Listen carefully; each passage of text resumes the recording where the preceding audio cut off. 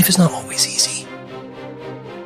There are times when it feels like everything is going against us, when we face obstacles that seem insurmountable, and when we feel like giving up. This is harder than I thought. Hard? That must mean it's bad. No. Every time you face disappointment, you face heartache, you face defeat, you face setbacks, it's preparing you for what this world has in store for you. It is the test that creates credibility. It is the test that creates trust. So if you're going through a bankruptcy moment, that's your test of being trusted.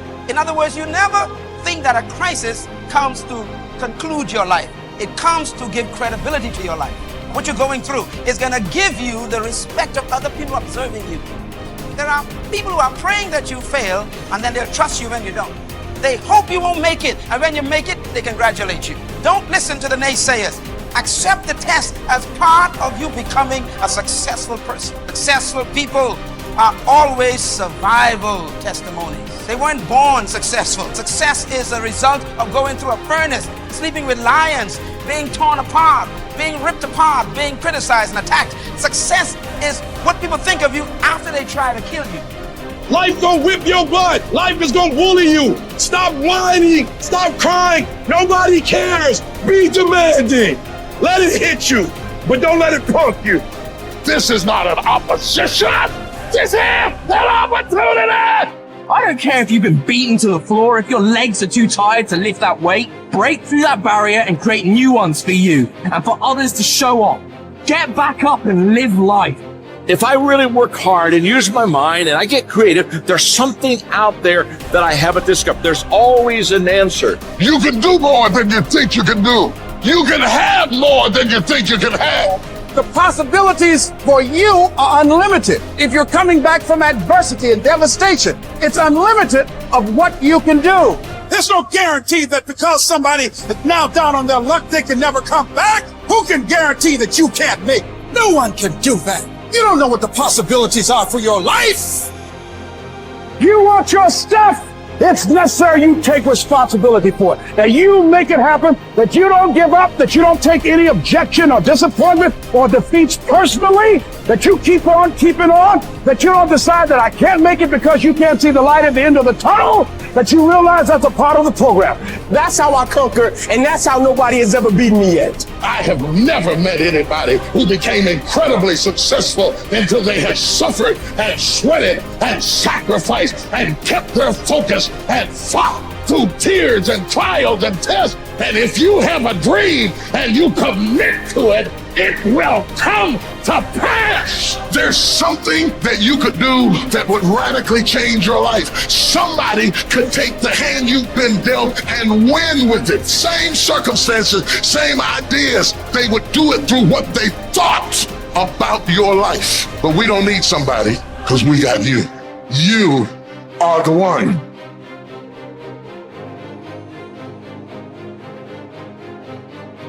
Remember then, that if you think the things which are by nature slavish to be free, and the things which are in the power of others to be your own, you will be hindered, you will lament, you will be disturbed, you will blame both gods and men.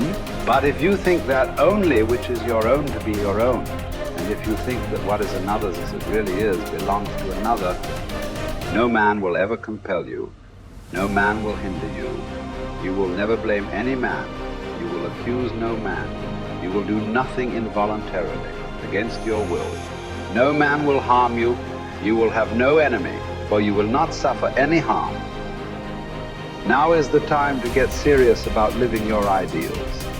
How long can you afford to put off who you really want to be? Your nobler self cannot wait any longer. Put your principles into practice. Now, stop the excuses and the procrastination. This is your life. You aren't a child anymore.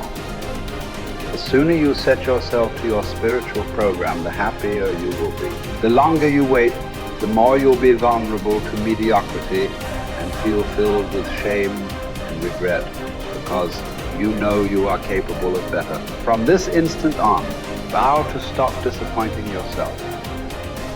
Separate yourself from the mob. Decide to be extraordinary and do what you need to do, now. Never depend on the admiration of others. There is no strength in it. Personal merit cannot be derived from an external source. It is not to be found in your personal associations, nor can it be found in the regard of other people. It is a fact of life that other people, even people who love you, will not necessarily agree with your ideas, understand you, or share your enthusiasms. Grow up. Who cares what other people think about you? Caretake this moment. Immerse yourself in its particulars. Respond to this person, this challenge, this deed. Quit the evasions. Stop giving yourself needless trouble. It is time to really live, to fully inhabit the situation you happen to be in now. You are not some disinterested bystander. Participate. Exert yourself. It was Benjamin Disraeli. He says, nothing can resist the will of a people that will stake even their existence on the extent of their purpose for good. That when you dedicate your life to something, you bring on some powers in the universe that works through you to bring about changes that you would never ever know unless you have dedicated yourself. I'm reminded of a young guy who was on a bus, a little young fellow, and some kids were picking at him, some bigger guys, and they kept on thumping him on the head and hiding their hands. And so he got tired of them doing that, and he stood up so he would not be around them, out of their reach. And they took him and said, sit down. They set him down. And he stood back up and said, I don't want to sit down. They said, sit down. Didn't we tell you? And they pushed him back down. I don't want to sit down. They said, sit down. And they held him down. And he looked at him. He said, you might hold me down, but I'm standing up inside myself. And what we have got to do is know that there's something about you. There's something about us. There's a power in you that regardless of what happens to you, you can stand up inside of yourself. I think that's what the poet meant when he says, out of the night that covers me, black as a pit from pole to pole, I thank whatever gods there may be for my unconquerable soul.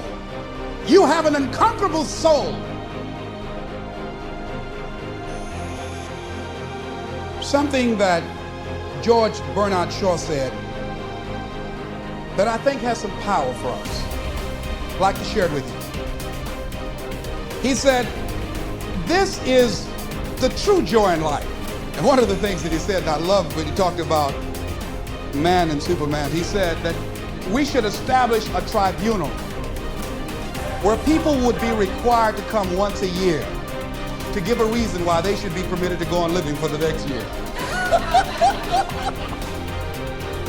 Can you imagine all the do-nothings hopping from one foot to the other trying to give some justification why they should be allowed to live for the next year? Well, what do you do? I drank a little bit. What are you contributing to life? I go to work every day. No, are you making a difference in the universe? Why should we allow you to continue to occupy this space?